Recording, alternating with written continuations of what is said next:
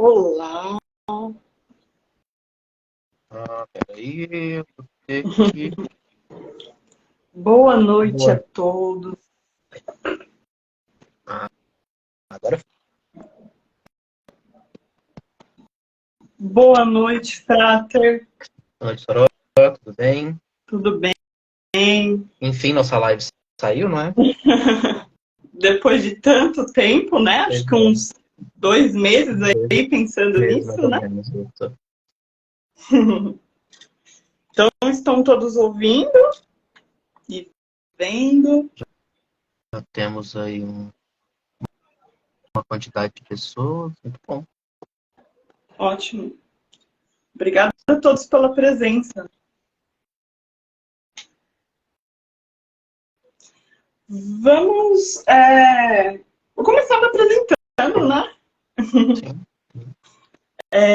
Eu sou a Soler Selene Macairos.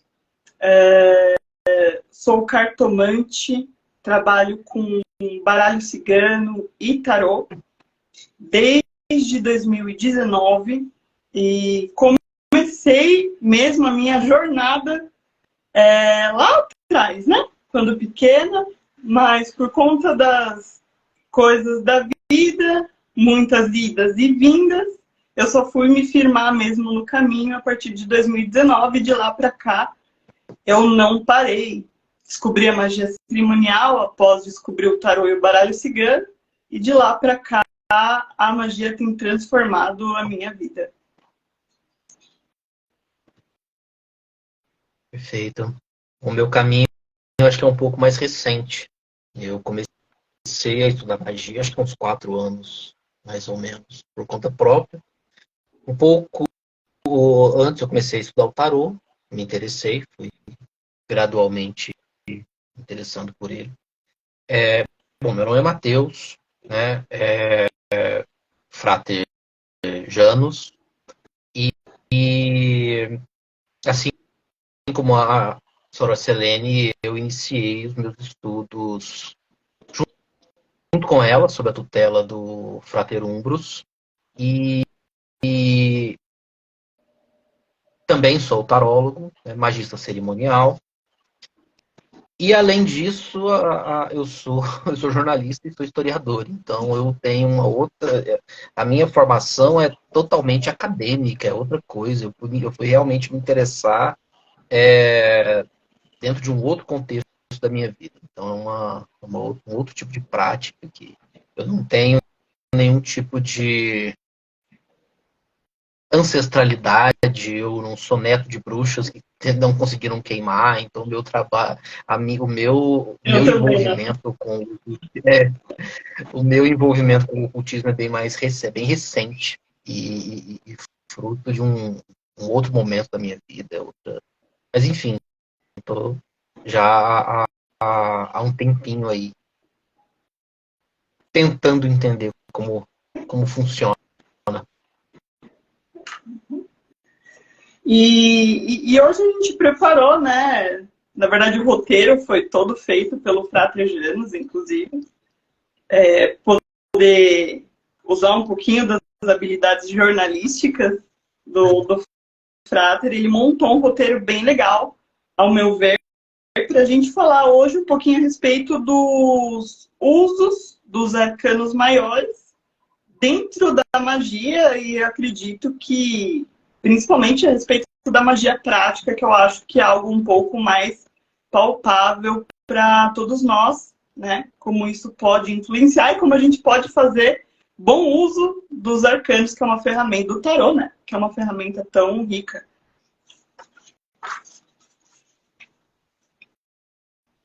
Perfeito.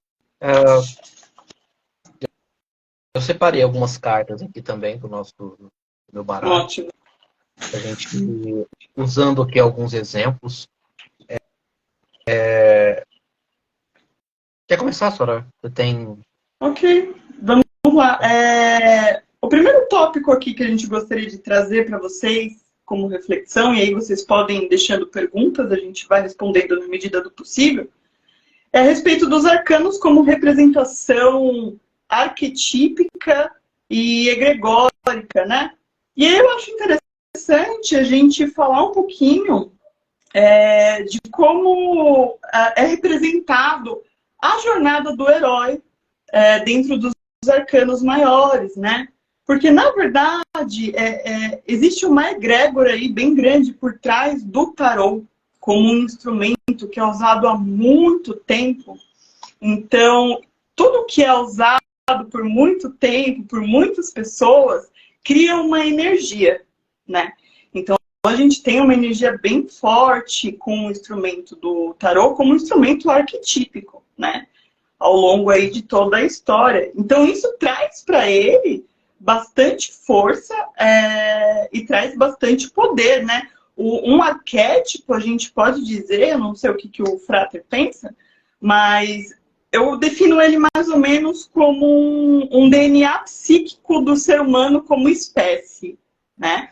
Então, dentro de cada um de nós, existe como se fosse um DNA mental, um DNA bastante pautado nas histórias e nas vivências, que vão sendo passados de gerações em gerações ao longo da espécie humana, que vão fazendo com que algumas histórias se repliquem, né? E dentro do tarô, na história do herói, a gente tem as representações dentro dos arcanos maiores, né? É exatamente isso mesmo.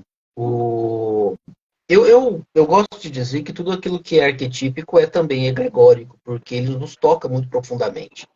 Então, nós temos. Deixa eu pegar aqui um exemplo. Aqui. Pegando aqui, por exemplo, a carta do imperador. O imperador é aquela figura, aquela ideia da figura masculina, a figura de autoridade, a figura do pater, não é? E a forma como isso é muito comum na nossa sociedade, da forma como nós construímos papéis, os papéis de pai, os papéis da mãe. Eu acho que a carta está em oposição aqui à carta da imperatriz, que é o papel da mãe por excelência. Então, isso é muito forte entre nós, na nossa sociedade. Eu acho, eu me arrisco a restringir um pouquinho a sociedade ocidental, porque o tarô é um jogo predominantemente ocidental, né? Então, mas essas figuras, elas são muito comuns, então acaba se criando ali uma egrégora muito forte, porque nós temos concepções do que é ser um pai, do que é ser a mãe, as concepções do que é a morte, as concepções do que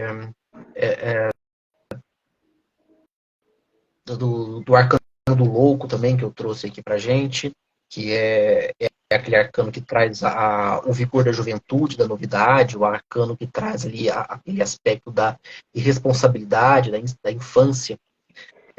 E não é à toa que o tarô, pelo menos os arcanos maiores, são chamados de a jornada do herói, porque não esse herói moderno, mas é o herói clássico, né? O herói da antiguidade, aquele que ele não enfrenta um inimigo externo, ele está enfrentando a si mesmo. O tarô, quando nós colocamos os arcanos em ordem, né? Arcano por arcano, nós entendemos que existe ali um processo de anábase, um processo de ascensão, né? De autoiluminação. Então,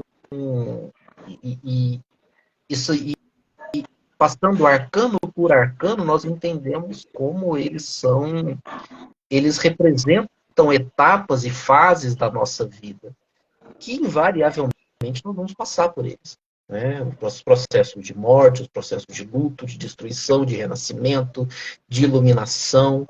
Então, isso é muito forte entre nós. Isso é muito forte dentro da forma como nós nos constituímos como sociedade. E por causa disso, por ser um arquétipo muito forte, acaba sendo também egregórico. E por ser egregórico, pode ser usado na magia. Sim. E é até interessante a gente lembrar sempre que a jornada ela é cíclica, né?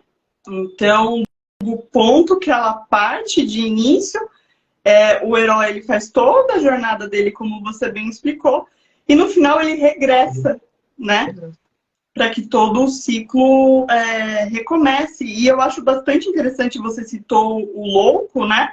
Eu tenho o louco muito como uma representação do humano, sabe? Uma representação daquele ser que ele é o protagonista, né? E até existem algumas tiragens, eu acho isso bastante interessante, não sei se o Frater conhece, mas eu estudei uma vez a respeito de uma tiragem que ela era mais ou menos assim. Você embaralha todos os arcanos maiores, né? E aí você tira, como se fosse uma mesa real, né? Você coloca todos dispostos na mesa de forma aleatória e você localiza o arcano do louco nessa mesa. E as cartas que estão... o arcano que está antes dele e o arcano que está depois vai representar o passado, aquela fase da jornada que ele passou recentemente e a próxima fase que ele tende a enfrentar no futuro. Então é um tipo de tiragem que dá para a gente usar e representar bem essa questão das fases e onde a gente se encontra usando o louco como protagonista, o ser humano em si, o indivíduo mesmo. O louco acaba que é sempre o protagonista da jornada, né?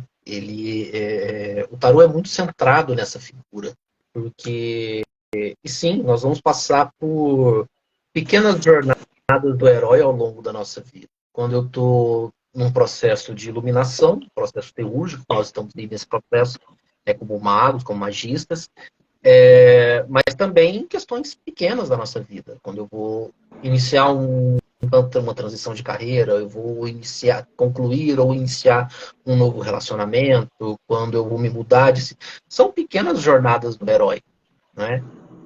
E o tarô é muito útil nesse sentido como uma bússola para que nós nos orientemos nessas pequenas jornadas, né? O Jodorowsky, eu fiz uma resenha sobre esse quadro, ele tá ali atrás, em algum lugar. Ele tem uma série de quadrinhos dele, chama Incal, tá numa das minhas resenhas mágicas ali lá embaixo. Em que ele fala, e na verdade o Incal é a representação, a jornada do herói através dos arcanos do tarô. E a hora que ele chega lá na frente, ou seja, ele se encontra ali com a figura do deus alquímico, ele volta do início para começar de novo. Então tem todo Jodorowsky um ocultista, ele é um ocultista, ele é vivo ainda, mas o trabalho dele é muito cheio dessas simbologias, o que é muito, muito interessante. E é isso, é o processo, a jornada do louco, lá na frente, quando você termina, você volta e vai de novo, e vai de novo, e vai de novo. Acho que até não precisar ir mais. Exatamente. E aí a gente tem aqui, né, a questão dos arcanos como representação da vivência humana em comum. E refletindo a respeito desse tópico, me veio muito a questão do hermetismo, né? Aquela lei hermética, né? O que está acima é como o que está abaixo, né? Então a gente vê muito isso nos arcanos maiores, uma representação de fato bastante similar, não igual, mas tal como, né? As questões que a gente vive aí na nossa vida cotidiana, tanto externa, mas principalmente internamente, né? E eu acho importante a gente citar a respeito, no final das contas, né? O que é a magia, que é a questão de você alterar a realidade, a sua realidade, tanto você mesmo, de acordo com a sua vontade, unindo isso à sua sabedoria, né? E os arcanos, o tarô, eles trazem bastante símbolos, signos e símbolos, que vão dar pra gente toda essa sabedoria, né? O princípio da magia, ele é a mudança, né? Eu acho que isso é bem interessante quando a gente olha para o tarô. A magia é um grande ato de vontade, né? É muito interessante quando a gente para refletir e, pelo menos comigo foi assim, quando a gente acaba remetendo à nossa infância, a gente percebe o quanto a criança é mágica, porque a criança ela tem uma capacidade de visualização, de projeção da intenção dela, de forma que ela praticamente consegue pegar com a mão aquilo que ela deseja. Nós adultos meio que perdemos isso, então o tornar-se mago, tornar-se um ocultista, acaba que é um esforço para tentar reaprender isso, acaba sendo um esforço na infância. Mas é um ato de vontade muito direcionado. A magia é um ato de vontade, é um ato, é uma intenção direcionada, claro, muito bem posicionado, não é algo aleatório, mas embora possa ser também, né? É aquela história do cuidado com o que a gente deseja, né? Às vezes o que a A gente casualidade pede é também. exatamente o que acontece, né? Pro bem e pro mal.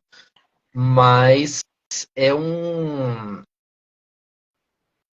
é muito interessante isso, como essa capacidade de praticamente sentir aquilo que a gente está, aquilo que a gente deseja, sem nenhum tipo de amarra, sem nenhum tipo de trava.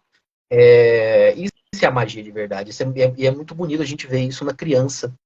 E é muito triste a gente saber que a gente vai perdendo isso ao longo da vida. E aí, quando a gente fala do tarô, acaba que nós temos um pouquinho desse louco, né? Que é aquele que ele deseja sem medo de desejar. Ele quer sem ter medo de querer. Isso é muito bonito. Por mais que represente perigos, representem perigos na jornada, é muito bonito ver isso. Ver alguém que consegue alterar a própria realidade a partir desse ato, né, desse ato de perseverança, de vontade, essa imposição dela. É muito bonito ver isso. E é como se a gente encaixasse, então, a figura da criança no arquétipo do louco. O arquétipo do louco, sim. E O é arquétipo do louco interessante. é um arquétipo. Geralmente ele é mostrado como um jovem, mas eu gosto muito dessa ideia do pensar a criança, né? Aquele que está iniciando a jornada, aquele que está iniciando ali o processo de vivência, de iluminação. Porque nós passamos por períodos ali na jornada do herói, em que nós temos ali altos e baixos. Momentos em que a gente acha que, nossa, que maravilha, e momentos que a gente parece que a gente murcha e a gente precisa renascer lá na frente. Então, de certa forma, esse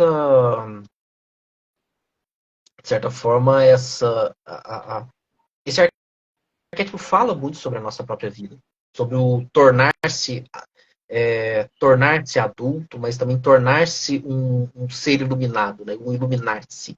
Ele fala muito sobre isso. Sim, e é interessantíssimo quando a gente vê as 12 fases, né, dessa jornada, a gente vê a questão do chamado, aí você tem a questão da recusa, um encontro com um mentor, né, que vai te trazer todas as orientações, vai te dar um direcionamento, e aí você vai seguindo na sua travessia, entra em contato com as suas sombras, na sua caverna oculta, né? Então tem, e aí por aí vai, né? Mas tem toda essa questão que a gente consegue de fato sentir e palpar isso na nossa vida, em diversas fases, seja você no seu trabalho, no emprego que você não gosta e você tá lá, seja num relacionamento em que você passou por dificuldades, seja em você como pai ou mãe, você como aquela história, né? Quem é você no mundo, né? A fenomenologia, inclusive na psicologia, ela tem muito essa questão. Quem é o ser no mundo, né? Qual que é o seu papel? O que você representa e como que o externo acaba influenciando você? E eu acho incrível o tarot porque ele consegue descrever o ser humano e o cosmos, o micro e o macrocosmos de um jeito muito completo, né? Sim, sim. Você falando da fenomenologia, eu me lembro do Heidegger. E eu tenho uma relação de amor e ódio com ele. Mas eu acho ele brilhante, brilhante a explicação dele da ideia da existência. A existência significa estar lançado no mundo. Ou seja, você está num lugar que não é seu. E você precisa se descobrir ali. Você precisa ressignificar a sua própria, o seu lugar, o seu eu nesse lugar que é estranho e hostil. Sim. E é, Enfrentar tudo, descobrir seu papel. exatamente, exatamente. É um pouco da nossa. Da esqueci a palavra. Da alegoria do Éden. Né? Você é expulso do paraíso, do seu, e tá numa terra estranha. Né? No seu lugar de conforto, e você precisa voltar a ele. Ou pelo menos entender o que está acontecendo ali. Né? Tem milhares de alegorias que a gente pode fazer isso. A ideia do útero materno, que você é expulso num mundo frio e desconhecido.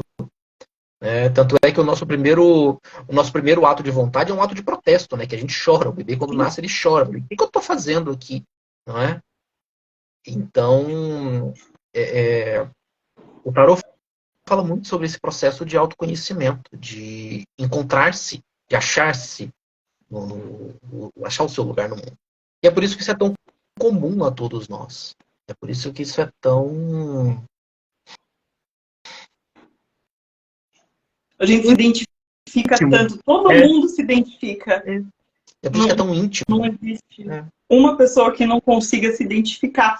E não é à toa que a gente vê, inclusive, isso retratado em tantas histórias, por exemplo, até mesmo no cinema, porque é algo que faz sucesso, e se faz sucesso é porque as pessoas se identificam em algum grau, né? Então a gente tem o Harry Potter, a gente tem o Star Wars, a gente tem diversos aí, né? Dentro da religião, a gente tem a história de Jesus Cristo, enfim, entre tantas outras, e são histórias que as pessoas elas se identificam, elas conseguem se ligar por semelhança. É aquilo que elas vivem no mais íntimo, às vezes, inclusive, é até inconsciente. Exato. A mitologia ela conta por meio da metáfora, da alegoria, um pouco da nossa situação, né? Daquilo que nós vivemos. E aí é muito interessante como é que nós, a partir do momento em que nós temos acesso às chaves de decifração, nós conseguimos acessar esses arcanos em sua versão mais íntima, né? Sua versão mais profunda, dentro da egrégora. E até mesmo incorporar esses arquétipos dentro do nosso dia a dia, tanto em ritos de evocação, em que eu chamo aquela energia para que ela seja direcionada para uma intenção, mas também dentro de um processo de incorporação dessa energia, né? Então, se eu preciso, por exemplo, em algum momento lidar com aspectos de luto, de encerramento, eu vou chamar a morte. Eu vou usar. A morte é um arcano que sempre meio que assusta, né? Ele dá um. É porque não é um arcano pesado, existe um peso nele, mas ele é um arcano muito interessante, porque ele vai falar sobre os encerramentos necessários para que o novo apareça. É claro, todo arcano meio, toda energia meio saturnina, ela é dura de mexer. Né? A turma tem posições pesadas pra gente, posições difíceis, mas quando a gente está disposto a entender, é muito libertador. Então, se eu preciso lidar com isso, eu lido. Eu posso incorporar isso para entender, para lidar com a questão do luto, para lidar com os encerramentos. Mas se eu preciso, por outro lado, ter aquele gás para agir, eu chamo o mago. O mago é aquele que... ele realiza as coisas, né? Ele tem o poder da criatividade, né? Aquele que faz e acontece. É aquele que tem ali nas suas mãos as ferramentas para modificar a sua realidade. Então, nós podemos, tanto dentro de um contexto de invocação, ou seja, incorporar aquilo, mas também no contexto de evocação, como um processo de direcionamento dessa energia para algo externo. Né? E aí são processo de TU taumatúrgico. E aí entra muito a questão da assunção da forma Deus, né? Que seria esse processo aí de invocação, onde você chama aquela energia do arcano para dentro de você, como se você incorporasse aquele arquétipo e aí você vai vivenciar de fato aquela energia. E aí, dentro disso, você tem toda uma gama de possibilidades, de opções, de você operar mudanças internas que, por consequência, vão se manifestar no mundo exterior. É mais ou menos quando a gente faz a meditação aos reinos elementais na magia cerimonial. Exatamente. Né? Um dos exercícios mais comuns é a gente fazer essa visitação e a gente percebe, de fato, como essa energia incorporada, invocada, ela tem reflexos no nosso modo de pensar, de agir, de sentir, e isso vai trazendo consequências na nossa vida, né? Isso me lembra, inclusive, a questão dos 12 princípios da alquimia, né? Porque a gente tem toda a questão do mudar, do transmutar, enfim, e aí você vai mudar para o que você quer, né? Quando você faz uma escolha de um arcano para invocação, poxa, você sabe que se você, aquela história do mago, né? Se você tá num período onde você tá com bloqueio mental, bloqueio criativo, você pode invocar o mago, né? E ele pode te ajudar nisso. Se você, por exemplo, está numa fase em que você está com problema de intuição, você não está conseguindo se conectar, você pode aí invocar a sacerdotisa, por exemplo, né? A carta do diabo. Todo mundo morre de medo da carta do diabo, mas é a sua conexão com as suas sombras. E dependendo, se você for uma pessoa, até assim, psicologicamente falando, né, que tem um ego, um superego muito castrador, você é uma pessoa muito reprimida e muito reclusa, você de repente incorporar invocar o arquétipo do diabo, você pode conseguir dar um pouco mais de vazão para os seus instintos mais primitivos, para os seus desejos, conseguir se colocar, se impor, se libertar. Isso pode ser muito bom. O diabo não é só ruim. Engraçado. Nós temos uma concepção de diabo muito problemática, né? Cristã, a nossa sociedade é cristã, a gente foi criado como cristão, então a gente tem a ideia. Mas a ideia original do diabo não é uma figura, aquele que encarna em si todo o princípio do mal. Não é isso. O diabo, ele é o acusador. O diabo, ele e a palavra é essa, ele é acusador. O diabo é um promotor de justiça. Ele serve para apontar o dedo para a sua sombra.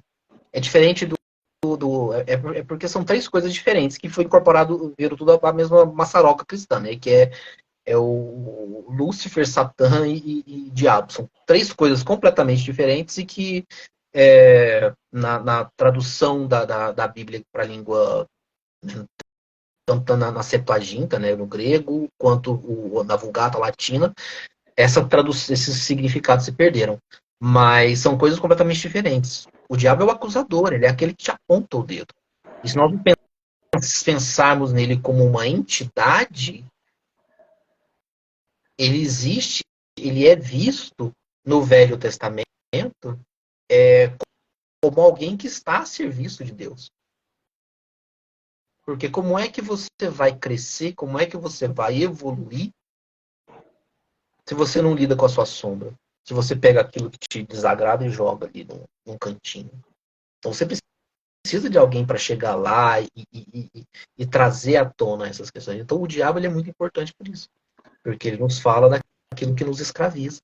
Ele fala daquilo que nos atrasa, que nos acorrenta. Não é à toa, peguei a carta do diabo aqui, mas não é à toa que ele é mostrado com duas figuras acorrentadas. Ele sob um pedestal e duas figuras acorrentadas abaixo. Né? E ao que você está se acorrentando, né? Isso aí são horas e horas de... você tá com ele. São horas e horas de conversa com a psicóloga. Isso. É muita terapia, né? Muita terapia. E acho que quanto mais terapia a gente faz, mais a gente vai tendo coisa para enterrar. Então, inclusive é muito importante isso, gente. Todo estudante de ocultismo, todo estudante de magia, tem que estar em processo terapêutico. Isso é extremamente importante. Né? Não comece a estudar magia sem antes iniciar ali a terapia. Porque a gente visita uns lugares meio escuros, meio feios, e a gente tem que ter um porto seguro ali com alguém especializado para socorrer a gente nessas horas. E eu acredito que em termos de evocação, trabalho bastante. Eu sempre gosto, inclusive, quando eu faço rituais, raramente eu não coloco um arcano ali no meio do altar, sabe? Eu gosto bastante de trazer essa energia. E aí a gente tem a questão da evocação como um direcionamento energético em um ritual. E eu acho que isso se assemelha bastante com a questão da evocação, só que em vez de você chamar aquela energia para dentro de você, você vai colocar ela em alguma situação ou em algum objeto, né? No externo. Ela e vai ser aí, manipulada segue os mesmos... Oi? Ela vai ser manipulada para fora. Para fora.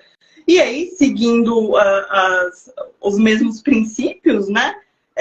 Por exemplo, se você quer uma questão mais fértil, uma questão mais próspera, de repente, você pode ir para a carta da Imperatriz. Você quer que alguma coisa sua prospere, né? Nada como deixar, de repente, um arcano ali exposto no seu local de trabalho, óbvio, devidamente evocado, né? Consagrado, mas assim, deixar ele ali exposto para você ir tendo um acesso a ele com o seu inconsciente, né? Mais ou menos como a gente faz com os sigilos, né? Também funciona.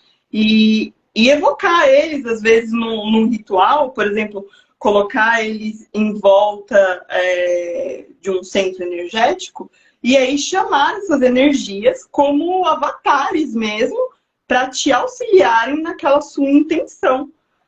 Eu sinto, de fato, que os rituais eles têm muito mais poder, entre muitas aspas, quando a gente usa os arcanos para dar essa mãozinha, porque eles são elementos doadores de energia, né? Então, eu acredito que quanto mais elementos você colocar no seu ritual, mais vai ter da onde ser puxada a energia e também menos desgaste, muitas vezes pode ser que você tenha, né? Não sei, já fez alguma magia com tarô? Como é que funciona para você? Já fiz sim. Até fizeram uma pergunta dessa agorinha, sobre o uso dele em invocação. Eu usei já o arcano do sol, eu usei uns 3 arcanos em magia de prosperidade. E foi um ano muito bom para mim. Quando eu usei, acho que tem uns 2 anos, que eu queria até fazer de novo. Mas foi um ano muito bom para mim. Eu usei eu acho que foi o sol, não sei se foi o 9 de copas, foi um 9 de ouros, foi um arcano de ouros, acho que foi o 9 ou 10. Foi um dos dois.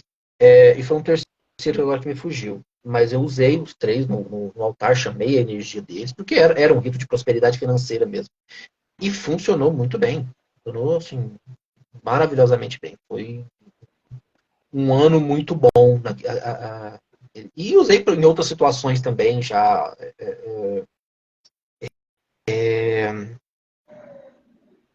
Ritos para intuição, já usei sacerdotisa, já usei. Tem que puxar pela memória, mas eu já usei, sim. Trabalho com intuição. Já usei a morte em um rito saturnino. Já usei a morte em um rito saturnino. Precisava lidar com algumas questões que estavam se encerrando e eu chamei ela. É aquela história. Saturno é sempre pesado, mas bate doído, mas a hora que a gente aprende com ele é sempre muito libertador. Você já chegou a usar algum? Como é que é o seu? Eu já usei o sol, eu já usei... Eu gosto muito de fazer rituais de amor, né? De modo geral. Então, assim, o sol, a imperatriz, a maioria dos naipes de copas, não todos, mas a maioria dos naipes de copas eu já usei. E obviamente, por exemplo, eu lembro de um exemplo, né? Teve um certo momento em que eu precisava de um direcionamento. Sabe quando você parece que as coisas estão meio paradas? Uhum. Eu lembro que eu usei o arcano do carro para trazer o movimento, a Uhum. agitação, o direcionamento e o foco, sabe? E funciona. Não dá para dizer que não funciona. Eles são o tarô, os arquétipos do tarô, os arcanos do tarô são egrégoras muito vivas, não é? Não eles são muito vivos no sentido de muito ativas, então nós estamos sempre alimentando, por serem coisas que tocam a nossa existência, a nossa realidade, eles são coisas muito palpáveis para a gente, então é muito fácil essa conexão. Fazendo aqui um paralelo com servidores, né? Principalmente ali os servidores do Tom Kelly, que são aqueles que são os mais famosos, eles. Passando a moto aqui. Que são muito ativos, então, para questões práticas ali do nosso dia a dia, funciona muito bem, porque é muito fácil acessar essa energia. É diferente, por exemplo, se nós lidarmos com energias mais difíceis de acessar, energias mais complexas, mas que não tocam tanto a nossa existência. Lidar com algumas divindades que não têm culto tão ativo, ou tentar, não sei, ter acesso a entidades, ou a tipo, ou a formas de pensamento que a gente não tem tanta familiaridade. O tarô não, o tarô é coisa nossa, é coisa da nossa cabeça mesmo. Assim, Sim. da nossa vivência, da nossa nos toca muito intimamente. Então é muito fácil esse acesso. É muito fácil usar essa energia a nosso favor. Exato. E é muito interessante essa questão dos 40 servidores, porque é basicamente como se você usasse da mesma forma se você não for usar dentro de uma liturgia e Uhum. tudo mais, de um ritual cerimonial e tal, mas dá para você usar também, da mesma forma como você usa servidores, de repente, se você quiser fazer um teste, começar assim, né? Dá para tentar trazer a energia assim. Tá, sim. Eu falo porque eu aprendi magia cerimonial e parece que se eu faço sem cerimonializar tudo, fazer todo aquele processo, parece que não é a mesma coisa. Uhum, Então, parece que não tem graça. não, Mas é um vírus, né? Você é, depois que é vicia, picado, é engraçado. já Você era. abre o ciclo, chama torres, faz todo aquele processo. Só nessa brincadeira, metade do ritual já foi. Sim, E, mas parece que se não fizer, não é a mesma coisa, não tem a mesma graça. Mas para quem não tem esse hábito, para quem não tem essa vivência do cerimonial, pode utilizar, chama esse arquétipo, medita com o arcano, sim. né? Estuda, você precisa internalizar o símbolo, né? Mas estuda ele, entra num processo gnóstico em que você incorpora para si, entra em contato e incorpora para si o significado da carta, né? Dentro daquilo que ela, ela diz a você.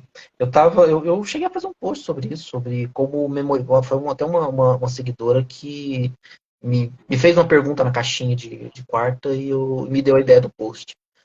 Como aprender esses arcanos. Às vezes você tem como aprender o significado dos arcanos. E a solução é essa: você tem que mergulhar em cima da simbologia, a ponto de você se familiarizar com ela. E você meditar em cima, incorporar isso para si, viver esse arcano, isso é a forma mais pura de se fazer isso.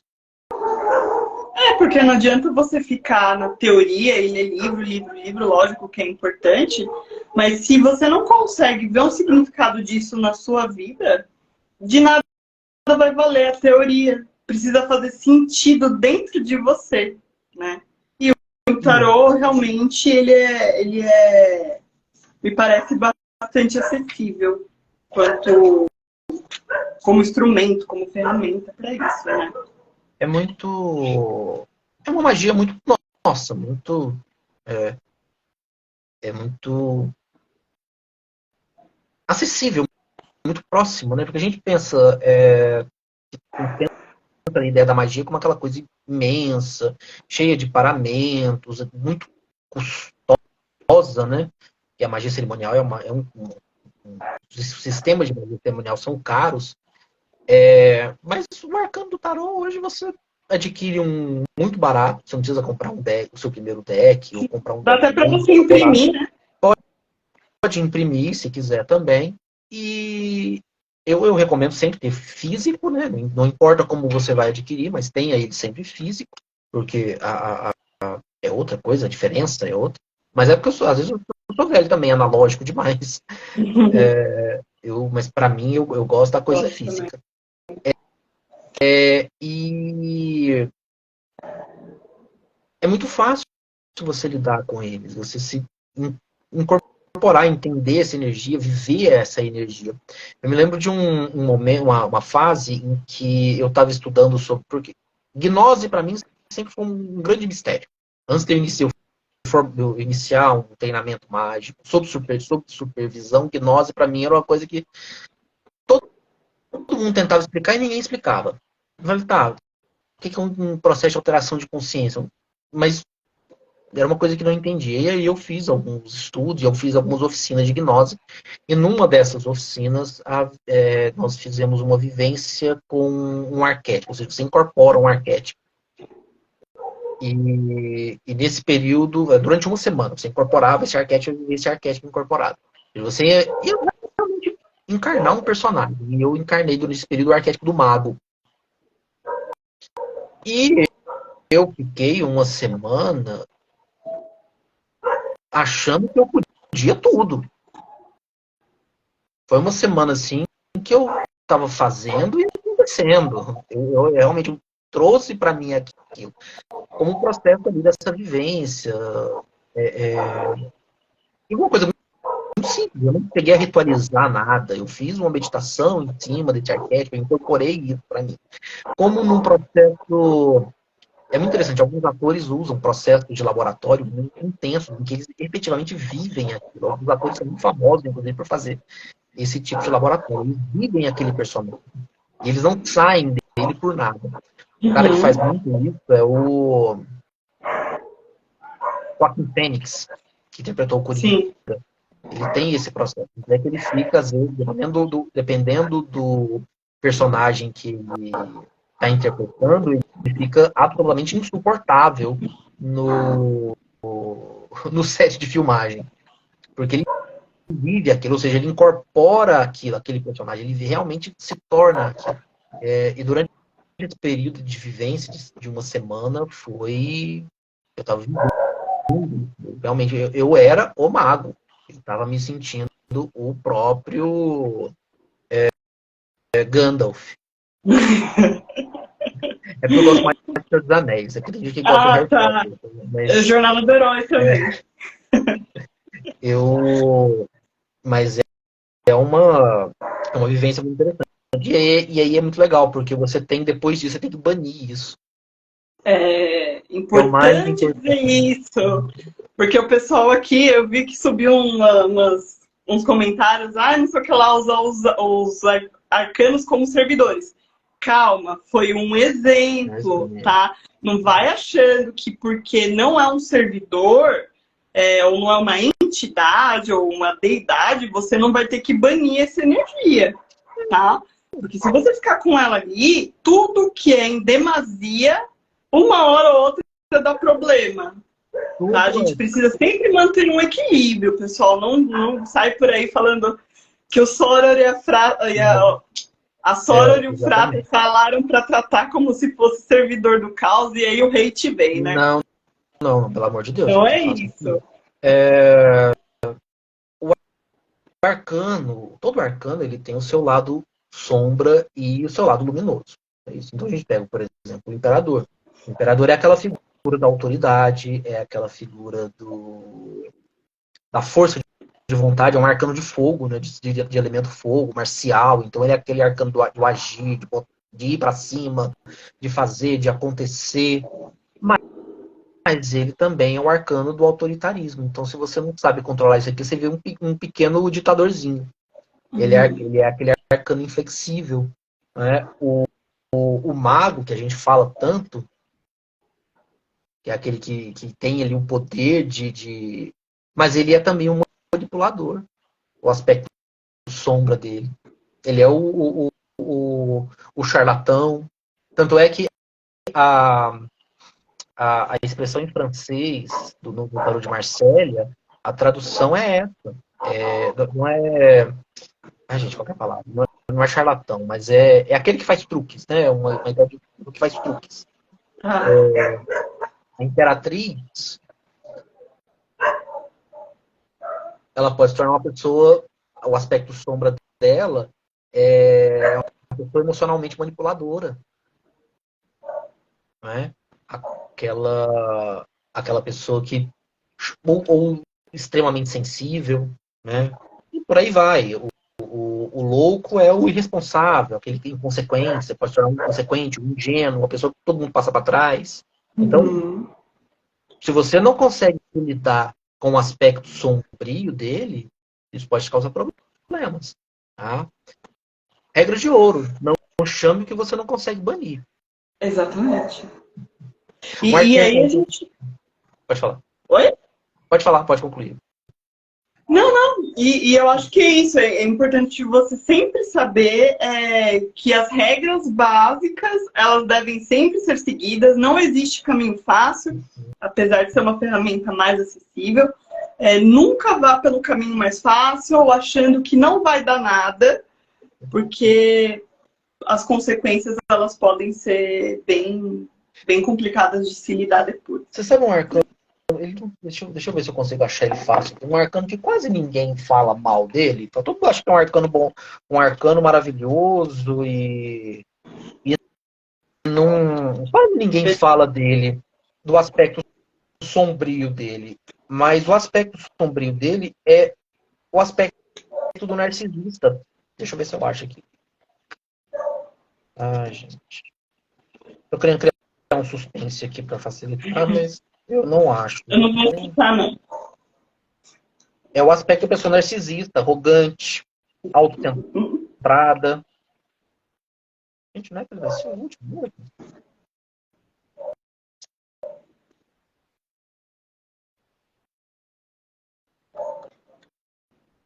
Gente, cadê esse arcano? Achei isso. O Sol. O Sol é uma das cartas mais positivas do tarô. A carta que fala de vitória, de luminosidade, de positividade, felicidade. É uma carta maravilhosa. Mas o aspecto sombra dele é um narcisista, arrogante, autocentrado, aquele que só é o sol que queima, né? Exatamente, o sol que queima, né? Quer dizer, o Sol ele traz a vida e a vida no nosso planeta só é possível graças ao Sol. Não é à toa que deuses solares são tão comuns em praticamente todos os panteões. Todo panteão tem um deus solar. Mas o Sol também traz a seca, o Sol também destrói, né? E a gente não fala muito sobre isso, sobre esse aspecto sombrio dele. Parece que por ser tão luminoso, tão positivo, tão otimista, a gente não consegue entender que, na verdade, o lado sombrio dele é bem chatinho. Você imagina só uma pessoa que inflama, incendeia e explode numa energia completamente descompensada. Exatamente. Então, vale a regra de ouro. Não chame aquilo que você não consegue banir. Se você não consegue mandar essa energia embora, e só está chamando ela, só está incorporando ela. Isso vai te trazer problemas lá na frente. E aí, é claro, para se livrar depois é muito mais chato. São muitos banimentos, muita limpeza. É complicado. Sim. E aí a gente tem os aspectos aqui da teurgia, né? E da taumaturgia, né? Que seria exatamente onde entram ao meu ver, todas essas mudanças macro e microcósmicas, assim, né? Tanto as mudanças de si mesmo, quanto as mudanças no mundo, no exterior, né? Onde, pela teurgia, você alcançaria uma proximidade maior com os aspectos divinos, e na taumaturgia seria algo um pouco mais palpado nas nossas necessidades mais humanas, mais materiais, mais do dia a dia, né? Talvez seja alguém que não busque tanto uma mudança interna de consciência, mas sim efeitos mais físicos e externos. Sim, essa dicotomia dentro da magia do que é teurgia e taumaturgia é isso. Um trabalha um processo interno, ou seja, o processo de evolução interior, é muito utilizado em algumas ordens mais da mão direita, do caminho da mão direita. Não que a mão esquerda não use também, só que ela tem um processo o processo teúrgico da mão esquerda é um pouquinho diferente, são metodologias diferentes, mas é um processo interno. Quando a gente pensa na ideia dos grimórios antigos, os grimórios medievais, eles falam muito sobre questões teúrgicas, principalmente aqueles que vão falar sobre magia angélica, que são processos em que aquele sacerdote, até por serem grimórios escritos por sacerdotes, né, por padres, né, então eles vão falar sobre processos muito internos, processos realmente de despertar da luz interior. Até porque era meio complicado se usar isso para questões externas, embora sempre fosse. A vida inteira se fez magia para trazer o amor de volta, para riqueza. Isso não é uma exclusividade nossa do mundo moderno, não. Tá? Inclusive tem Grandes guerras, inclusive, né? Sim, sim, sim. Interesse, conflito de Inclusive tem interesse. alguns registros muito legais de plaquinhas de maldição, plaquinhas de amarração amorosa. É maravilhoso. Assim, a hora que você pega bonequinhas de barro, toda espetada. É super, super legal, assim. Para quem é da história, que é o meu caso, é uma maravilha. Eu ainda vou encontrar uma amiga minha, ela traduziu uma plaquinha de maldição, que era uma amarração amorosa. Ela chamava um monte de deuses, chamava assim, dos deuses quitônicos gregos, romanos, até deuses babilônicos, o deus judaico-cristão, chamava todo mundo para fazer essa evocação. É super legal. Mas uma. Existe essa diferença, né? Porque a magia, e eu tenho uma visão muito weberiana do conceito de magia, que ela é uma dos instrumentos que nós desenvolvemos para controlar o mundo, para tentar controlar e administrar o mundo. Um pouco diferente da religião, porque a religião ela busca a intercessão divina por meio da prece, por meio da dedicação àquele ser divino. É diferente da ciência, porque a ciência busca esse controle e essa compreensão a partir do estudo do fenômeno. A magia, ela busca o controle mesmo, a partir da imposição da vontade. Então, mas é uma das técnicas que nós desenvolvemos, uma das 3 técnicas que nós desenvolvemos para tentar controlar, para tentar entender e para tentar nos situar no mundo. E isso acontece de dentro para fora, mas também acontece de fora para dentro. Quando a gente precisa de uma forcinha do espiritual, né? Para que aquele emprego que a gente está esperando saia, porque nós temos questões práticas. Quer dizer, o mago tem que comer também, né? O mago tem Com que pagar certeza. as contas, né? Então, inclusive contratem, tá, gente? Contratem nossos serviços como oraculistas, como magistas, tá? Não se esqueçam do sacerdote de vocês, não. Mas lidar com esses 2 caminhos é muito importante. Porque E é o equilíbrio, né? isso. E não dá pra gente se limitar a um só. É claro, o processo Hum, teúrgico é importante. Só que se você ficar só no processo teúrgico, você vira um carola. Dissociado do mundo físico, do mundo da vida prática. E se você fica só no processo taumatúrgico, você não vai aprender absolutamente nada. Você não vai evoluir absolutamente nada. Você vai ficar só fazendo ali, chamando capeta para trazer a pessoa amada de volta, ou para fazer contrato, fazer um acordo de prosperidade. Não. É preciso dividir entre os dois processos, entre o interno e o externo. é o tal do caminho cinzento do mago, né? Exato. O que a gente acredita bastante, particularmente. E você acha que, por exemplo, dá pra gente definir uma magia mais popular, uma popular mesmo, assim, até de certo modo um pouco folclórica ou um pouco no sentido de simpatias como um processo de taumaturgia? É, a feitiçaria folclórica ela está muito mais ligada ao processo taumatúrgico, né? Até porque normalmente ela se desenvolve meio que não é paralelo, mas ela meio que tangencia ali também o aspecto religioso. A gente pega, por exemplo, o voodoo, que eu sou apaixonado, eu acho incrível. Uso muito, inclusive. Não, eu uso pra caramba também, eu adoro voodoo, eu uso elementos de voodoo nos meus rituais cerimoniais, gosto muito. Mas ele tangencia demais o cristianismo.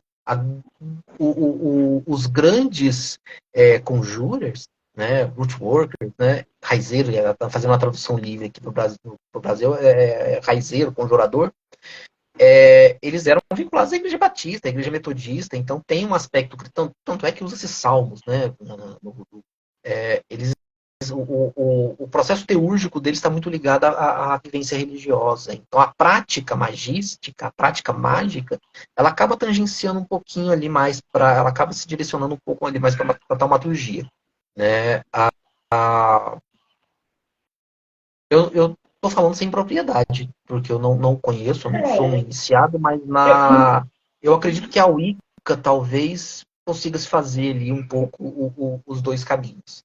Porque E me vem até questões como, por exemplo, guardar o saci na garrafa. Uhum. Como é que é? Guardar o saci na garrafa. Guardar o saci na O garrafa. aprisionamento do saci para você conseguir desejos, né? Aí hoje em dia a gente tem o tal do garra duende, que o pessoal aprisiona os duendes e os gnomos na garrafa para conseguir feitos, né? Engraçado. Eu tava conversando, eu tava brincando com os meus sobrinhos esses dias sobre essa lenda do saci, de se prenderem na garrafa. Você pega uma peneira, precisar de uma peneira. É um dos meus sobrinhos. São todos pequenos, ali, uns 5, 6 anos, e eu brincando com eles como é que se pega, que você precisa de uma peneira, com uma cruz desenhada no fundo. Tem muito elemento cristão, né, no nosso folclore. E aí, agora que ele passa, o saci ele passa naqueles redemoinhos de vento. Você passa a peneira, ele fica preso, você toma o gorrinho dele, joga ele na garrafa e prende com uma rolha. A rolha tem que ter também uma cruz presa no fundo para ele não dar conta de sair. É super. Eu gosto demais do nosso folclore por causa disso, porque tem muita. Tem uma riqueza muito grande. É muito bonito, assim. A gente, é uma coisa que a gente deveria usar mais a nossa magia. Né, na magia brasileira. Usa-se pouco. Né? A gente fala muito de ondinas, de silfos, salamandras, mas nós nos falamos dos nossos sacis, da mula sem cabeça, que são espíritos elementais também. Yara. A Yara, que é o espírito da água, tem que ter a Yara. Eu estou tentando lembrar aqui um da Terra que pode. Não vou lembrar agora da Terra. Eu estou na dúvida com relação a eu não sei se ele é fogo ou se ele é terra. Não tenho propriedade para dizer.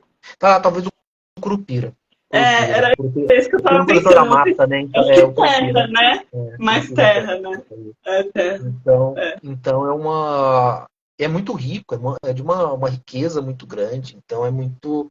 E a gente vai assim, desde do sutil até o denso, né? Aquele espírito mais trevoso até aquele mais sutil ali, o negrinho do pastoreio, que é aquele que ajuda a pessoas perdidas na mata. Então é muito, muito legal isso. Assim. Acho que devíamos usar mais. Nós tínhamos que usar mais no nosso folclore, na magia, né? Criar uma magia brasileira, a magia da terra. Então dá para a gente dizer que a teurgia ela estaria então ligada a mudar o mago, né? Num processo de alquimia mesmo interna, e a taumaturgia em mudar o mundo, né? E é engraçado porque quando a gente fala, até fazendo um link de tudo isso que a gente tem conversado hoje, a jornada do herói, o tarô como um todo, ele é bastante fácil de você não... lógico, não é que é tão fácil assim, mas você consegue encaixar ele nos signos zodiacais, você consegue encaixar ele na cabala, né?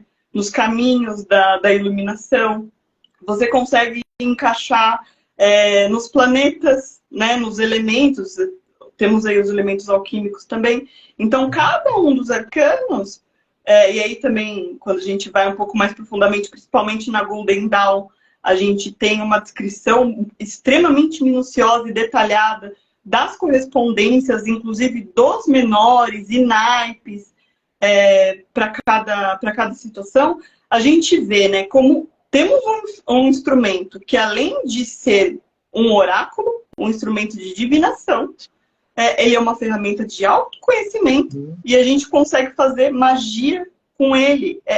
Assim, as possibilidades são infinitas, né?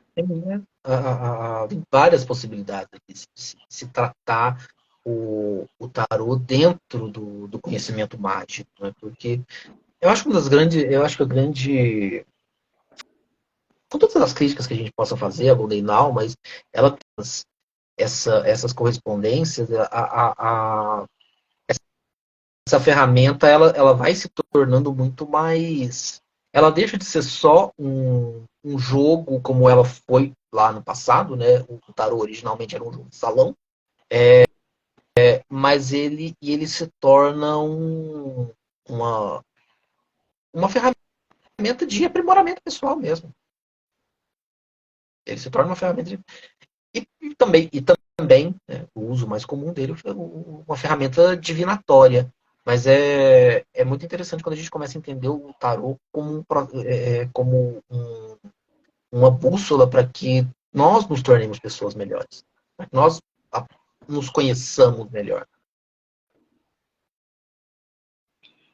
Teve uma... que inclusive a aluna minha aqui, ela colocou a Mariana, ela é aluna minha de baralho cigano, ela colocou assim, quero uma oficina dessas, organizem.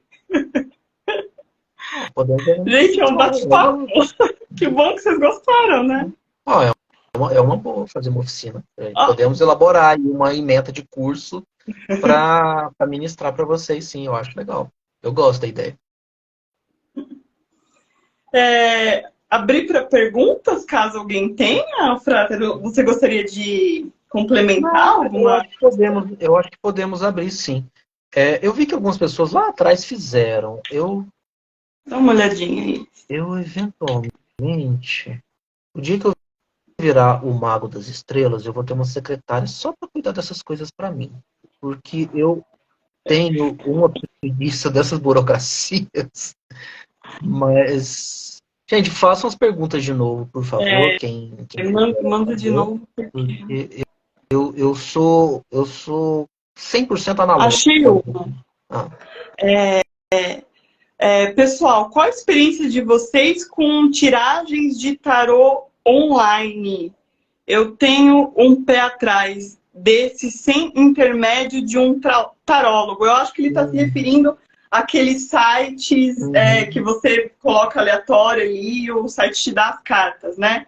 Eu não acredito que isso funcione. O que você acha? Não gosto, não. Eu acho que tudo aquilo Não que não gosto. tem o contato. Eu sou analógico, gente. Eu gosto da coisa física, do contato humano. Por mais que a gente não faça as tiragens, hoje quase ninguém mais faz aquela tiragem presencial, mas você tem uma pessoa ali do lado para passar a interpretação para você, para entender a situação. Quando você faz uma máquina por trás, e por mais que a tecnologia esteja bem avançada, inteligência artificial e tudo, não é a mesma coisa. Ela não consegue captar as nuances da sua situação. Acaba que meio que vira uma tiragem para si mesmo, e é sempre muito complicado essa tiragem para si, porque nós sempre vamos estar enviesados. O nosso desejo, sobretudo se a gente estiver muito envolvido com a situação, tiver, ou estiver em um grau de sofrimento com aquela situação, nós vamos estar sempre enviesados. Então, nós não vamos ter essa capacidade de captar aquelas nuances. A máquina, muito menos. A máquina, muito menos. Sem contar que quem é o eu superior da máquina, né? Pois é, a máquina não tem um eu superior. Quer dizer, sei lá, Elon Musk? Não sei quem é. Então, infelizmente, não tem. Excelente. Não existe. Então, porque o que é o tarô? É claro, a partir de muito estudo, muito conhecimento em cima daquele arcano, uma vivência muito íntima, de forma que você consegue jogar e ele já consegue captar ali a mensagem, intuição, que máquina não tem intuição. Mas quem conversa, quem traz ali essa resposta é o seu eu superior, não é uma divindade externa, nada disso, é o seu eu superior. Né? Enquanto uma máquina não tiver um espírito para falar sobre isso, não adianta, não faz muito sentido. E aí tem uma outra pergunta aqui, ó. Quais cartas vêm à cabeça de vocês para prosperidade além do sol? Rei de Ouros, por exemplo. Eu acredito que quase todas as cartas assim, digo por experiência do que eu já usei, né? Não usei todas, mas todas as cartas de ouros, eu acho que tirando deixa eu ver aqui. O 5 de ouros é uma carta que fala de perdas, né? 5 de De um modo ouros. geral, são cartas bem embaçadas, né? O 9 e o 10 de ouros eu gosto. 9 e 10 de ouros. Porque o 9 vai falar ali da recompensa, né? A colheita da recompensa, e o 10 vai falar sobre o compartilhar, o viver aquilo com quem se ama. Excelente carta, inclusive. Então, 9 e 10 de ouros, fantástico. As cartas de corte, de um modo geral, do naipe de ouro são muito boas. Sim. Tá? Cartas de corte são boas. O rei de ouros, que é o grande rei da terra, né? Aquele que detém a riqueza, então, uma carta maravilhosa. Mas são essas ali, 9, 10 e as 4 cartas de corte, para mim, são aquelas que falam mais de prosperidade. Prosperidade, tá? Não trabalho, porque existem cartas também que falam sobre trabalho. O 3 de ouro é uma carta muito boa para trabalho. O 8 também, que fala de trabalho duro, mas que vai falar sobre a prosperidade mesmo, são essas. Eu diria até que a Imperatriz, tá? Já usei também a Imperatriz juntamente com outros do Sol também, enfim. Porque ela tem essa questão do que é fértil, né? Então, eu gosto do cultivar, do cuidar. Ela tem esse quesinho dessa prosperidade aí, né? A Imperatriz ela é uma carta. A Imperatriz é uma carta muito. É a mãe, né? A Imperatriz é a grande mãe.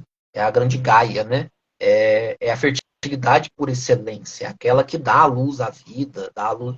Então, geralmente em tiragem sobre prosperidade, quando aparece a Imperatriz, é sempre muito auspicioso.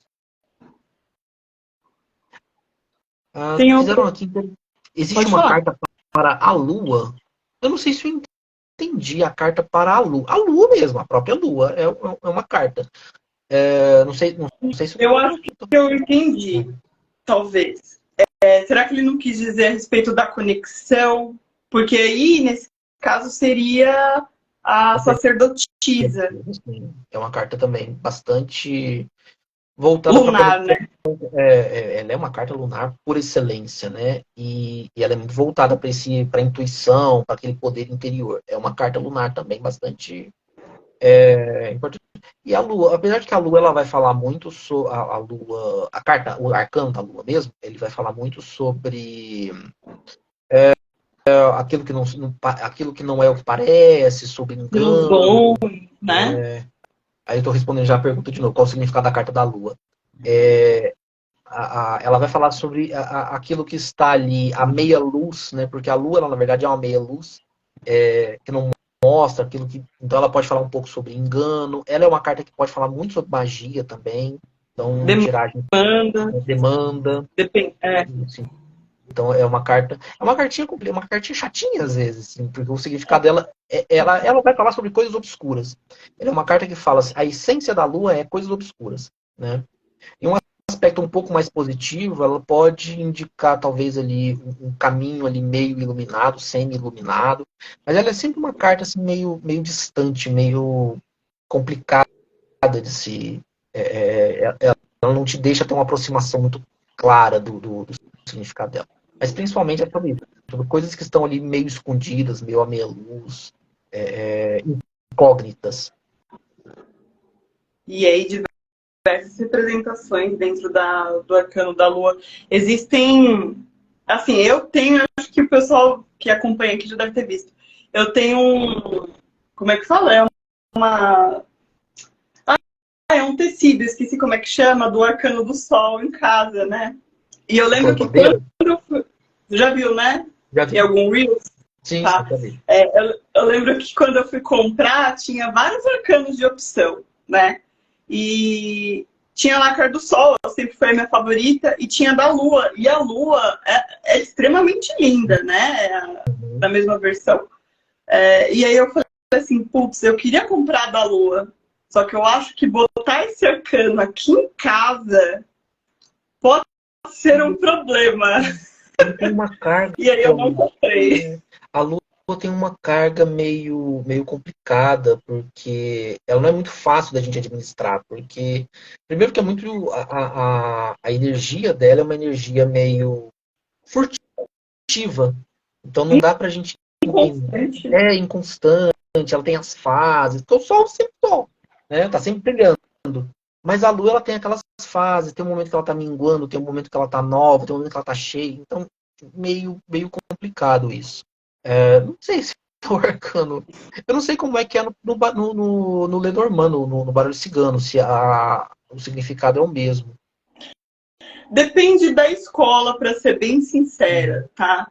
Mas eu costumo seguir mais a escola brasileira, e na escola brasileira a gente tem muito a questão do feminino, a gente tem bastante a questão das fases e do compreender dessas fases, tá?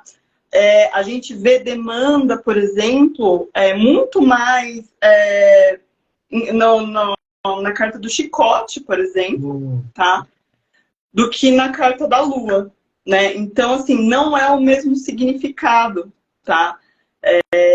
São coisas diferentes. Inclusive, a Lua no baralho cigano, ela pode indicar um momento de prestígio, inclusive. O Lenormand ele se diferencia em Diferente. algumas questões. Algumas cartas que têm um nome em comum, tem algumas diferenciações. Como eu não tenho o hábito de jogar o Lenormand, embora eu tenha um baralho Lenormand, eu não tenho muito hábito de jogá-lo, mas algumas cartas às vezes diferenciam. Fizeram outra pergunta aqui. Já utilizaram o tarô para apoiar um processo psicoterapêutico? Você já? Eu Não, não. Não. não.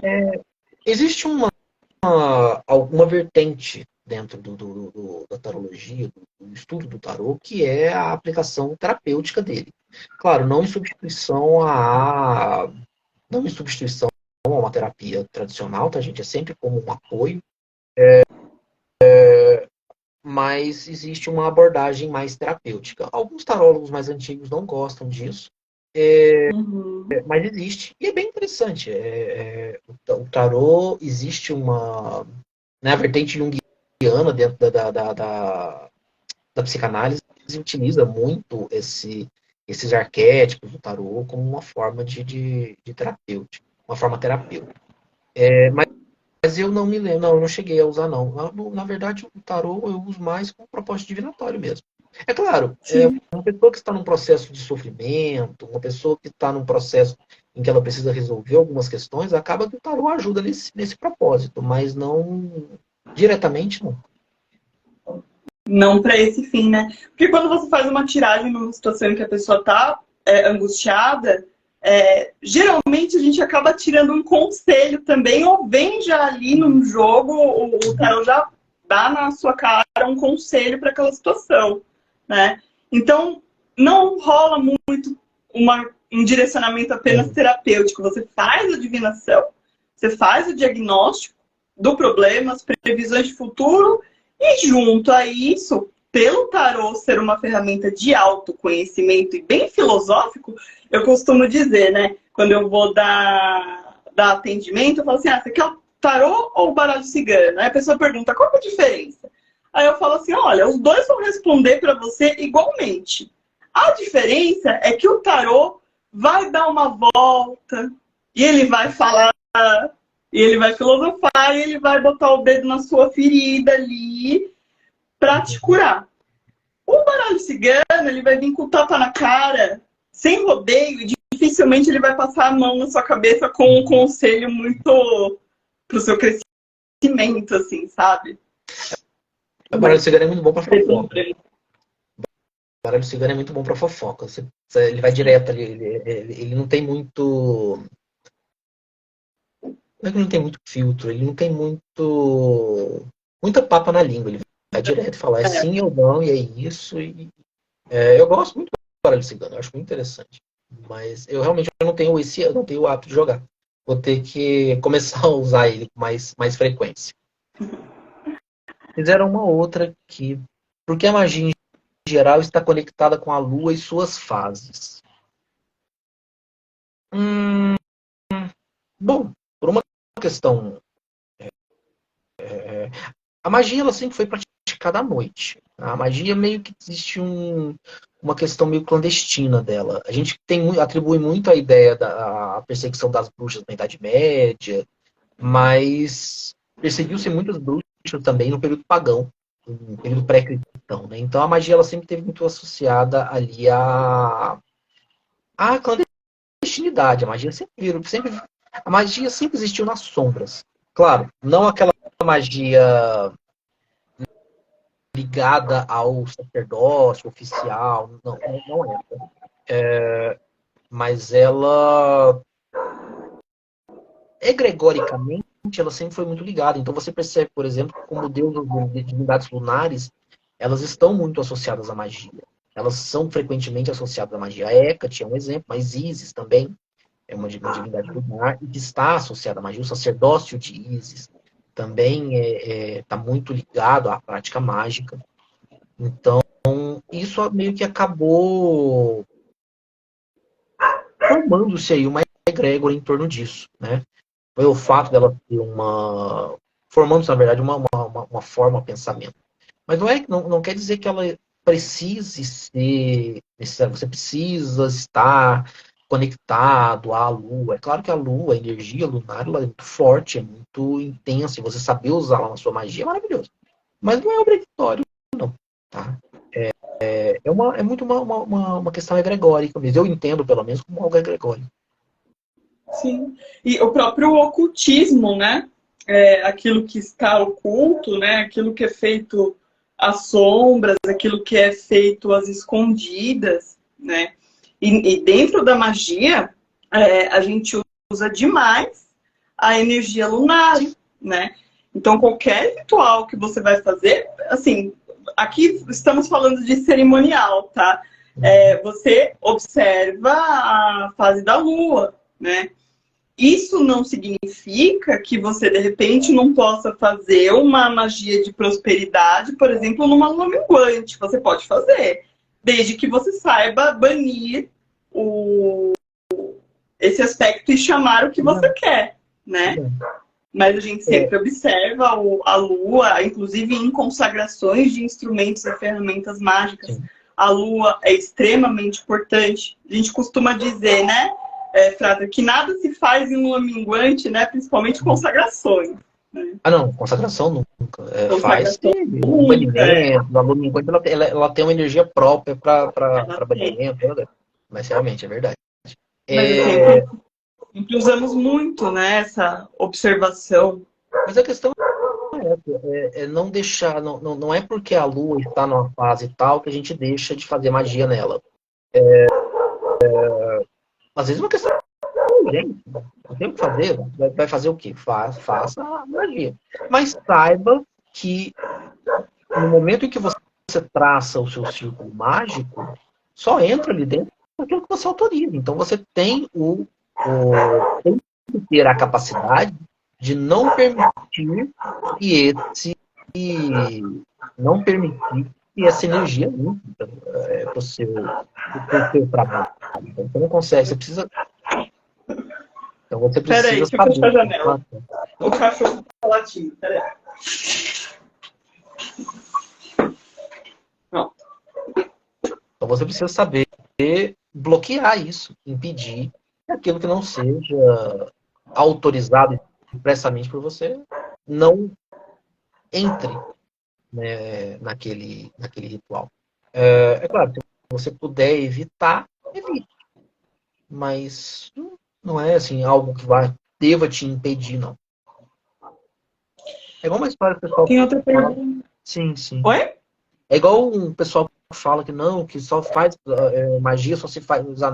Eu já vi o pessoal falando que magia para Goetia só se faz à noite. Como é que é? Não, magia para anjo só se faz durante o dia. Não. Não, você faz quando você precisar, né? Se for para eu chamar se for para eu fazer isso, eu não vou fazer magia para anjo nunca, porque eu trabalho em horário comercial, vou fazer o quê? Né? Não, faz magia em qualquer horário. Mesmo com esses horários das clavículas, em situações muito específicas, você pode chamar um daimon em outra situação. É claro, se você preferir, se você puder fazer no horário específico, melhor. A energia vem com mais força, mas se não tiver jeito, a gente que faz ritual, quem faz ritual para os outros, então, você chama a hora que dá para chamar. Tem uma outra pergunta aqui, ó, da Mariana. Mas, e no sentido de canalizar a energia do arcano, por exemplo, para apoiar o processo terapêutico? Por exemplo, meditar o sol para ajudar na autoconfiança. Eu acho que aqui entra no que a gente falou da incorporação arquetípica, né? A da forma de Deus, sim. Você traz essa energia para dentro de você e ela vai te preencher, por exemplo, da autoconfiança, né? Vai te ajudar com autoconfiança, vai te ajudar com glamour, né, luminosidade. Então você pode chamar o arcano do sol para uma entrevista de emprego, em que as pessoas vão olhar para você, vão te olhar com fascínio, com admiração, vão te ajudar naquele processo de receber, às vezes conseguir a vaga, conseguir uma promoção, enfim. Mas é aquela história, você precisa banir isso. Ele pode te ajudar no processo terapêutico? Pode. Mas se você não souber banir, ele pode te atrapalhar também. Aí entra de novo a regra de ouro. Você só chama que você consegue banir. Se você não consegue banir essa energia vai ficar ali em você e vai ficar ali impregnado em você pro bem e pro mal. E aí você se torna alguém arrogante. Imagina, você consegue um emprego, mas aí perde ele porque você virou uma pessoa soberba, arrogante, narcisista. E aí você vai falar que não funcionou. Mas você não soube banir, né? Exatamente. Ela fez uma outra pergunta. Na verdade, ela não fez uma pergunta, ela fez uma observação que foi bem legal. Na Lua Minguante fazer um ritual. Não, pode adaptar. Na Lua Minguante fazer um ritual para minguar dívidas. Pode ajudar na prosperidade.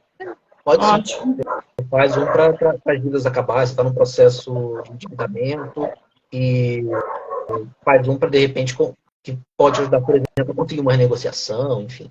É possível reduzir dívidas, enfim. Claro, tem que saber pedir, tá? Tem que saber pedir. Por exemplo, sei lá, Eu vou pedir para minguar as minhas dívidas. Aí, sei lá, Sim, ó, vou reduzir as minhas despesas. Aí, sei, ó, seu casamento acaba e você, sei lá, seu filho morre, alguma coisa horrorosa assim acontece. Não vai ter despesa mais. Mas você tá com a dívida do carro, parcela atrasada, e você pede para minguar a dívida, roubam o carro de roubou você. seu carro, Ou o exatamente. banco vem e toma o seu carro por falta de pagamento. Acabou a dívida, que ótimo.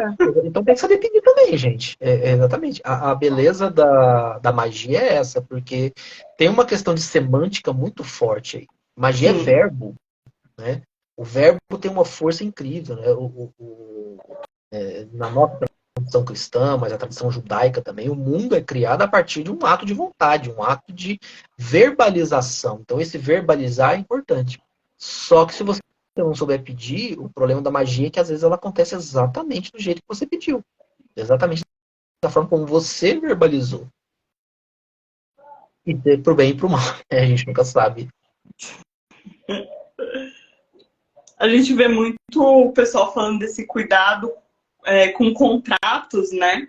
Ah, sim. Em servidores e tudo mais. E a gente tem que levar essa consciência para qualquer tipo de trabalho mágico. Você tem que sempre ter a sua intenção bem clara e bem definida.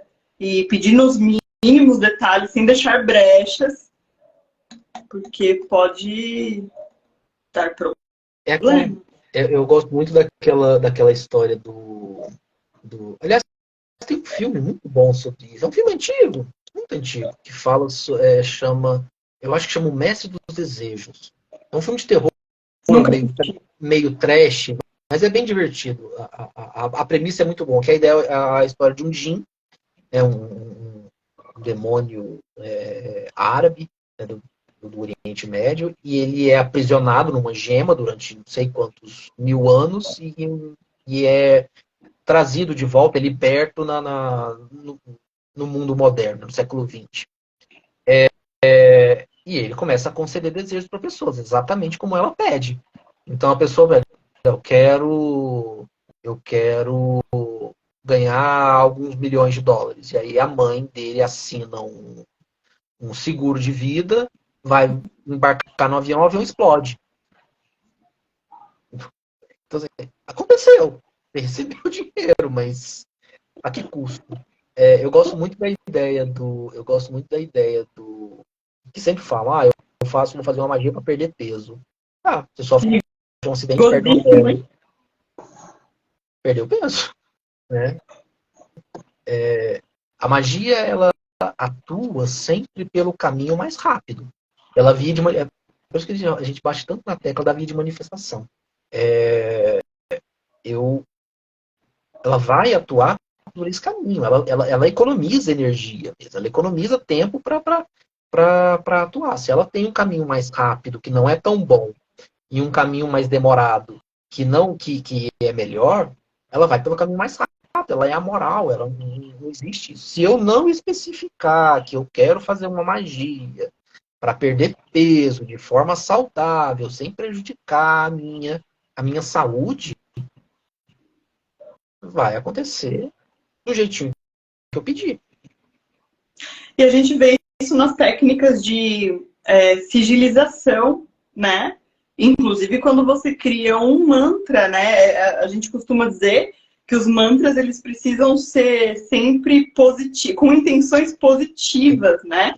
Então, sei lá, vamos ver um exemplo.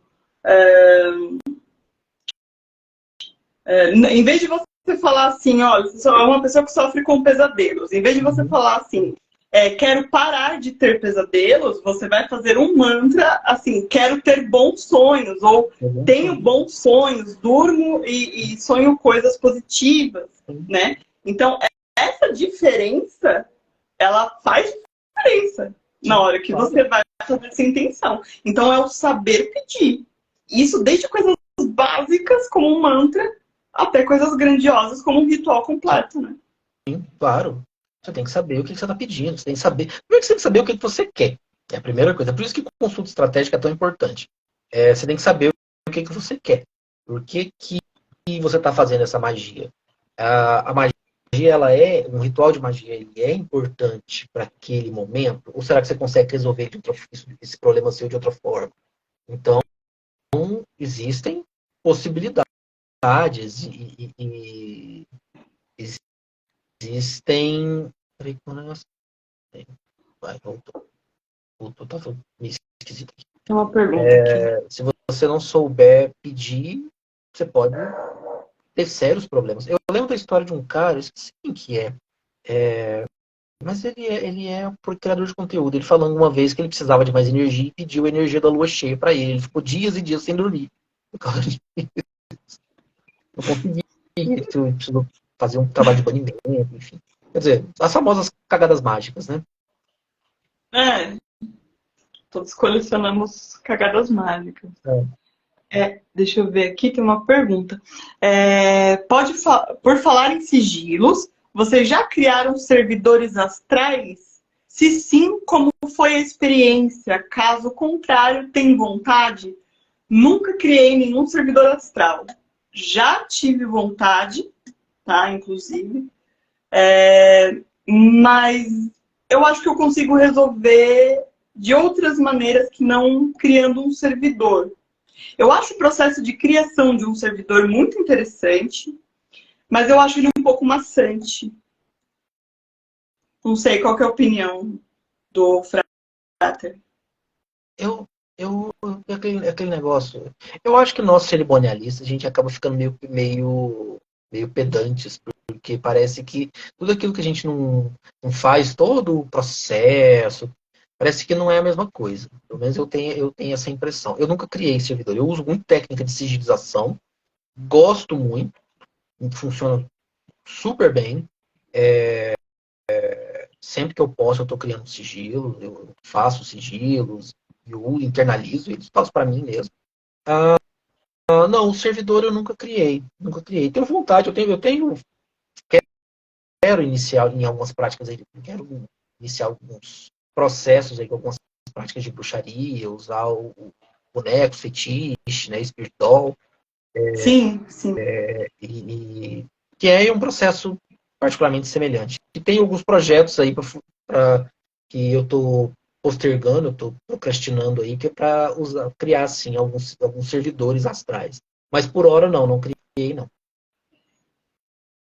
Já vi um relato uma vez, faz um tempo, eu não lembro quem que foi, que a pessoa tinha criado um servidor particularmente para a casa dele, para que visitas não ficassem por lá muito tempo. Era uma pessoa que ela não gostava de visitas, né?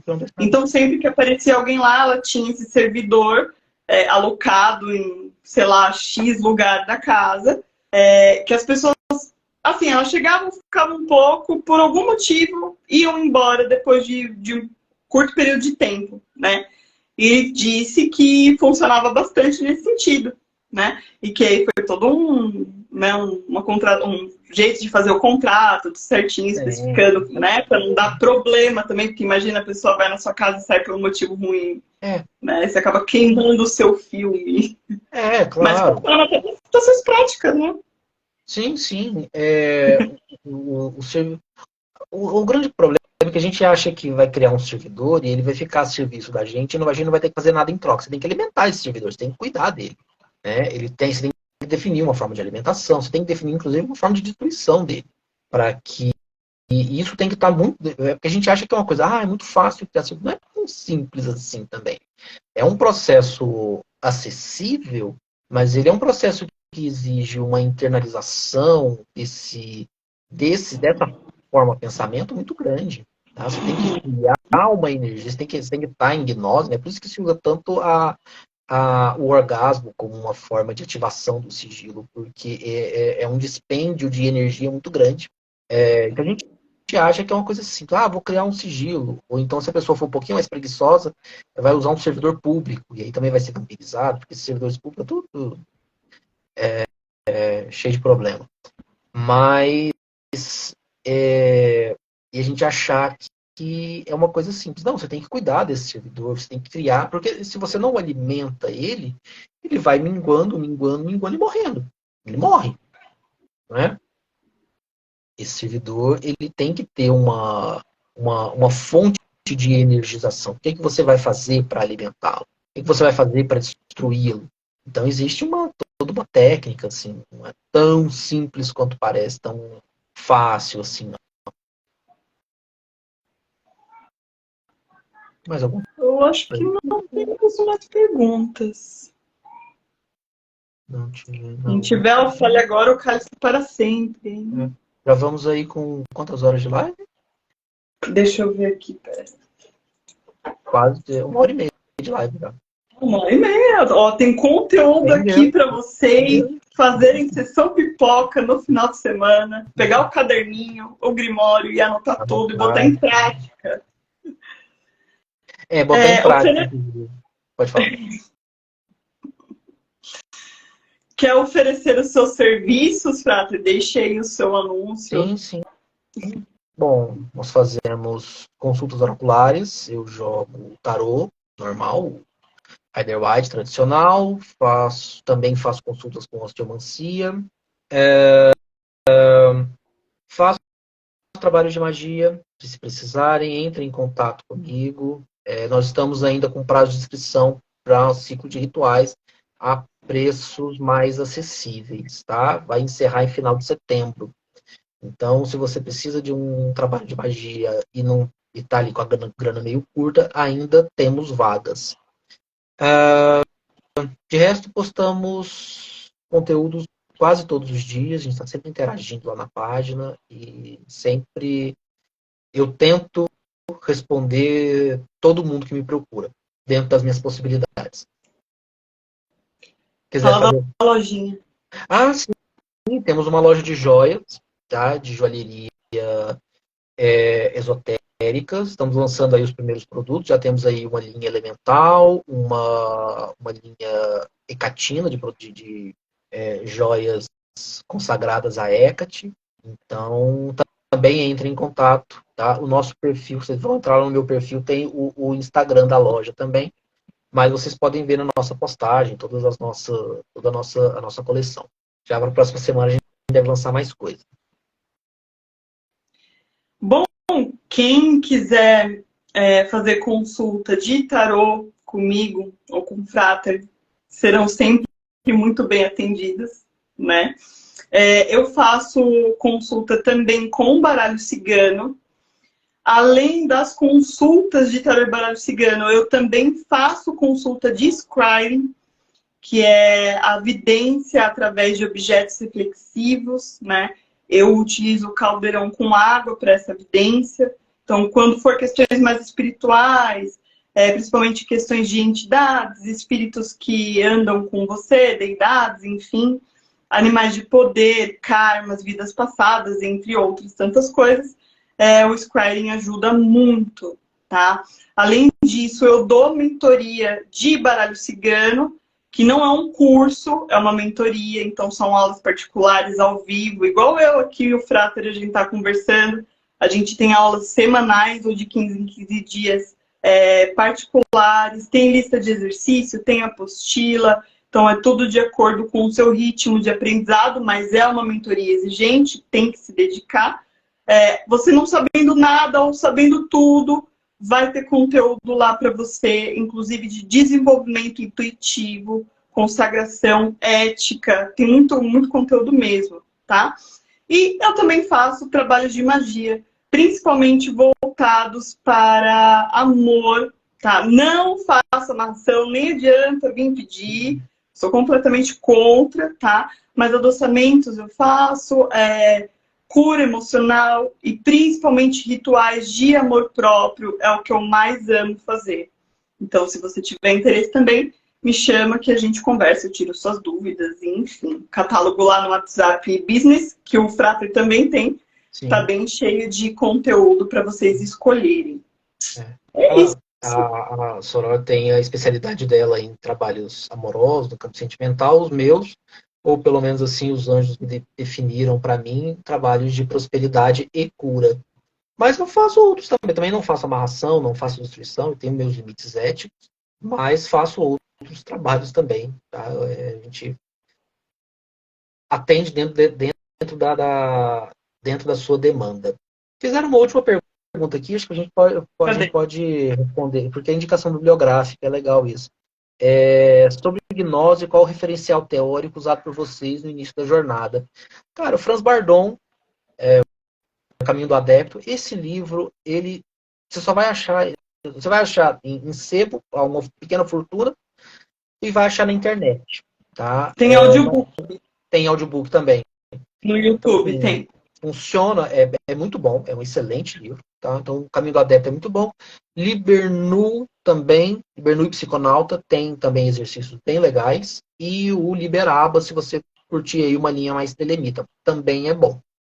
Todos esses são os melhores livros para treinamento mágico, para mim, são esses. São esses três. Sim. E o Franz Bardon, ele é bem. Ele dá o exercício, né? Sim. Então tem os graus. Eu acho que para começar, o Franz Bardon é o melhor. Caminho do Adepto. Para mim é o melhor livro que tem. É uma pena. Precisa ser reeditado esse livro, porque ele é uma pérola. Até surgiu uma outra aqui. Vocês poderiam compartilhar uma situação em que suas práticas ocultas forneceram insights profundos ou soluções para questões complexas? Compartilhar é meio íntimo, mas já aconteceu sim. Compartilhar. Principalmente visitas aos reinos, na minha opinião. Não, os meus trabalhos com Hecate têm me levado para uns lugares ali que foi muito tempo de terapia, foi muito tempo ali na terapia para conseguir digerir. Hecate tem essa energia meio de te levar para uns lugares que você não quer visitar, assim, umas cavernas bem escuras e densas e umas coisas bem pesadas assim. Já fiz sim. Eu não vou te detalhar porque são questões bem íntimas, mas já aconteceu sim. Não, acho que é isso. Isso foi ótimo, gente. Foi um prazer estar aqui com todos vocês, um prazer estar aqui com a Soror. Muito obrigada. Vamos fazer isso mais vezes. Foi uma honra para mim também. Foi ótimo poder compartilhar o seu conhecimento. Muito obrigada. A live eu vou tentar deixar salva, então depois vocês façam a sessão pipoca de vocês. Muito obrigada, Frater, que a Mãe Gaia e os Santos Anjos abençoem a sua vida, te deem muita prosperidade, muita saúde e energia para enfrentar todos os seus desafios. Eu agradeço e que Hecate e os Santos Anjos também abençoem a sua vida enormemente e a de todos vocês.